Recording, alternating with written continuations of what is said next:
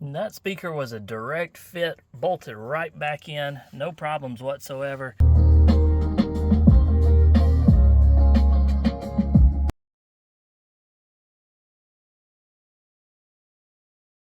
Hey guys, welcome back to the channel and another video. Hope you guys are all having a fantastic day.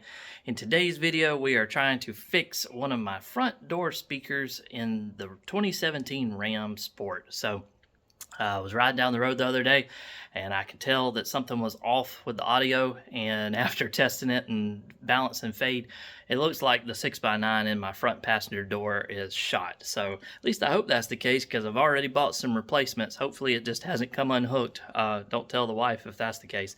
Anyway, so we're going to get the door taken apart, show you what we bought for a replacement we've got on the bench over here, and hopefully get this thing fixed up and back to 100%.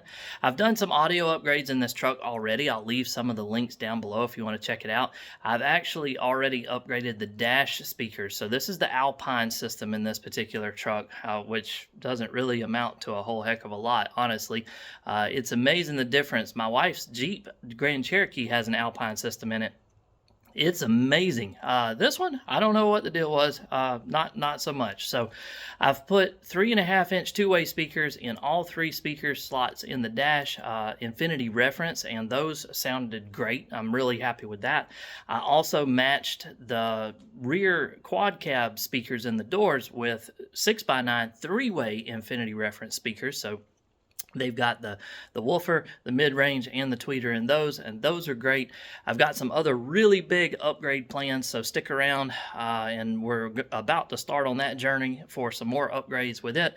But today we have to address the front door speakers. So if you know much about the Alpine systems, and I'll try to keep this short if you're not interested in that, but if you know much about the Alpine systems, it's a sound stage type setup. So the lower driver's side, or the lower front doors only have low frequency outputs. They are not full range speakers. So if you don't have an Alpine system, it's full range speakers, but mine is not. And so I did not want to go with like a two-way or three-way setup, because it wouldn't send the full signal to those speakers.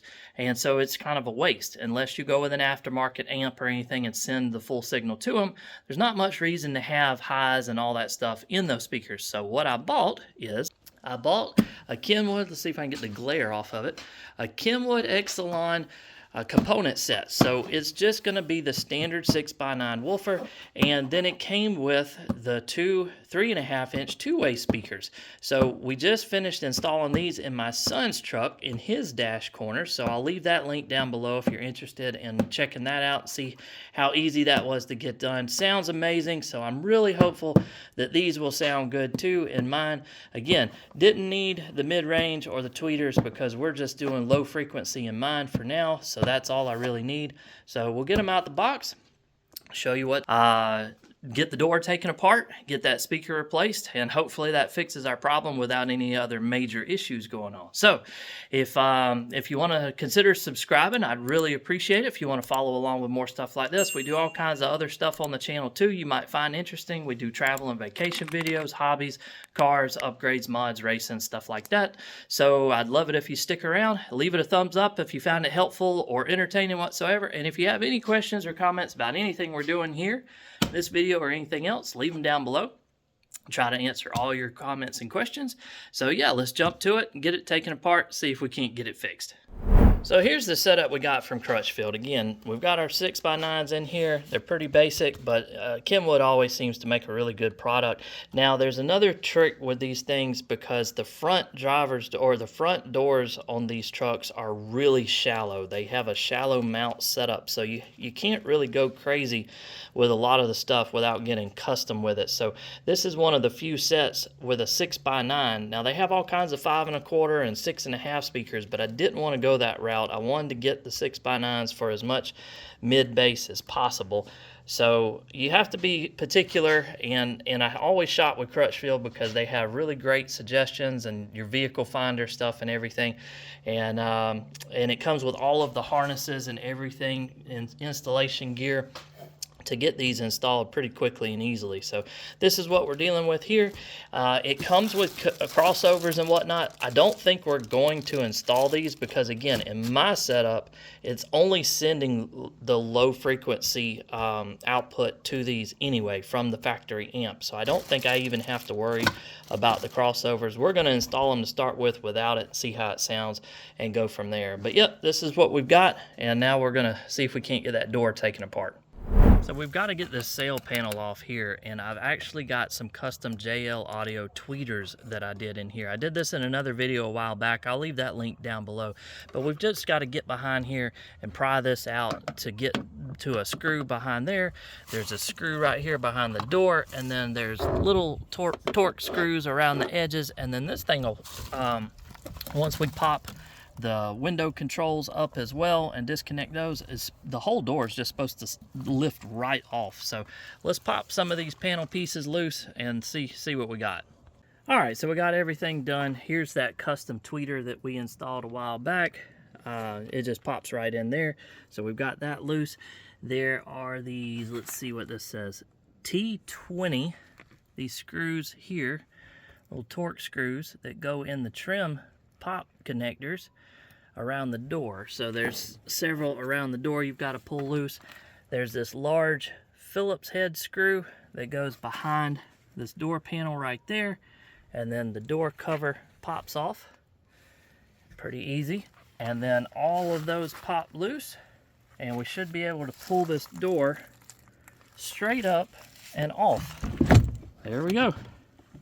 Oh, well, that is if I take this power connector off. Forgot that. Let me get that.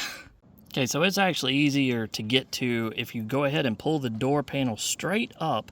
You can reach underneath and push on it, and it'll release these clips, and then you can pull that plug on it, and now all that's good to go. We've taken that off, and we pull straight up on the door panel, and there we are. There's our speaker that we've got to take loose. So I was messing around with this a while back. That's why it doesn't have the dust cover on the front of it. And so they're blue underneath. They look pretty decent for factory speakers, but we got to check it out and see what's going on with it, and get that thing out and replaced. But yeah, pretty easy to get the door panel off. Here's a look once the stock speaker is removed. There's just a quick wiring clamp right there, or wiring clip that plugs right into the back of this stock speaker right there at the bottom. And this is what I was talking about. So this window mount or whatnot for the track for the window is right behind the speaker. Now there is some decent depth with the way they've designed this, that it does stick out from the door, but it's just not deep enough with this right here in order to get some of those nicer, heavier duty magnets and better 6x9s in there. So that's the problem. And there's really no way that I know of to cut, change, or do anything, considering that's part of the window. So I have to leave that alone. We'll go get the new speaker and compare it, plug it up. Hopefully that just fixes our problem. And there's the two speakers side by side on the workbench here. So again, not bad looking speaker for factory. I don't know, who makes this. Let's see if it's just a Chinese speaker here. Assembled in China, but I'm pretty sure everything is. And Mopar speaker designation on it, so no other information. This is, again, the Alpine system that was in there. These are the best speakers that came out. Everything else was just the cheap paper speakers that you would expect. If you look at the Kenwood, looks pretty much exactly the same height, same depth and everything, so it should go exactly back in. And then, like I was saying, Crutchfield sent out the wiring adapters that'll plug right into our factory stuff and hook up, and we'll be good to go. Here's a look at the back of the speaker. So you've got a couple of wiring options here. You've got your negative, of course, and your two positives. So if you use the included crossover, you would want to use the low pass connection on here. But since we have an Alpine amp that's already doing that for us, we're going to use the bypass connector and hook it up, see how that works out. So we've got our wiring right here. We're going to hook it up, go hook it up in the truck, see if that does it for us. And that speaker was a direct fit, bolted right back in, no problems whatsoever. No brackets needed, anything like that. and I tested it out. It works fine. So let's get the door reassembled, and then we'll do a sound check inside the truck and see if we can tell a big difference.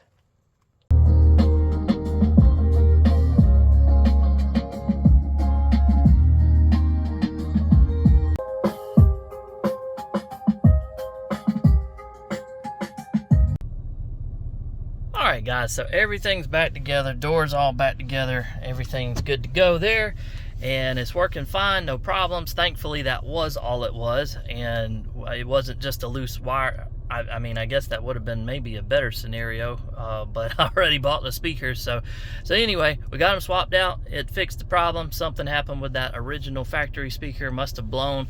Didn't hear, it was just dead silence. Didn't hear any static or anything. But anyway, I've got some YouTube cleared music on my flash drive, just as an example. I know the cell phone does not do it justice, but just so you can kind of hear a comparison, the stock 6x9 is still in the driver's side door over there, so we'll just play it and I'll fade back and forth between the right and the left so you can kind of hear it. To me, it sounds pretty much dead on. I know new speakers have to have a little bit of time to break into, so maybe it'll even have a little bit more bass, but you know, this probably isn't the best test music, just something that had a little bit of bass in it that I grabbed really quickly, just as an example. So let's see what it sounds like.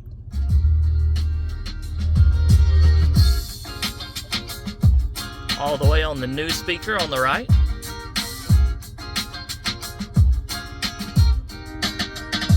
And there's the left, the stock speaker.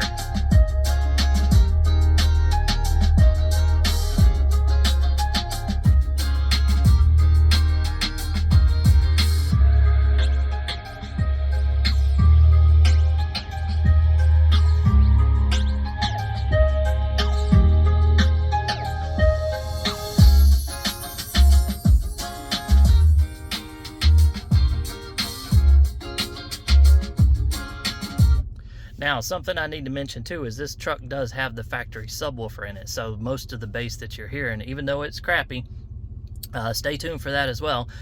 Even though it's crappy, it does have the stock Alpine subwoofer underneath the rear seat, so most of the bass that you are hearing is coming from it, because I don't know of a way to turn it off without just unplugging it. So even though we're only faded left to right, it still has the subwoofer on. So, but to me, I think it was a success. I think the Kenwoods are doing just fine. I think they're very close to stock, if not better. And like I said, after a little bit of break-in period, I think they'll probably sound even better. So that's it, guys. Another project done and completed. Thankfully, everything turned out real well. No bigger problems. I was hoping it wasn't something like in the wiring or the amp or the head unit or something like that causing that speaker not to work. I figured since everything else on that side was working, it was probably just the speaker itself. I don't know why it went out. I know things just happen. So we got the new one in. It's working great. The Kenwoods, I'll leave a link to where I bought them on Crutchfield if you want to check them out and see exactly what I used. They had excellent reviews. There were a few negative reviews, there always are, about the bass response and stuff. 6x9s are not going to wow anybody with the bass output, but overall everybody seemed to be real happy with them. I think it's a perfect match for what I have in there now. I'm going to go ahead and pull the driver's side off and swap it so they're matched exactly. Even though that one's still working, I'll just keep it as a backup or a spare or something. But yeah, thanks for hanging out with me. If you made it this far, I appreciate it. If you want to subscribe, I really appreciate it. If you follow along with some of our other adventures and things we're doing here on the channel, leave a thumbs up if you thought it was entertaining or helpful whatsoever. If you got any questions or comments, like I said, leave them down below. I try to answer everybody's questions. I appreciate you being here and hanging out with us, and I'll catch you in the next one. Bye.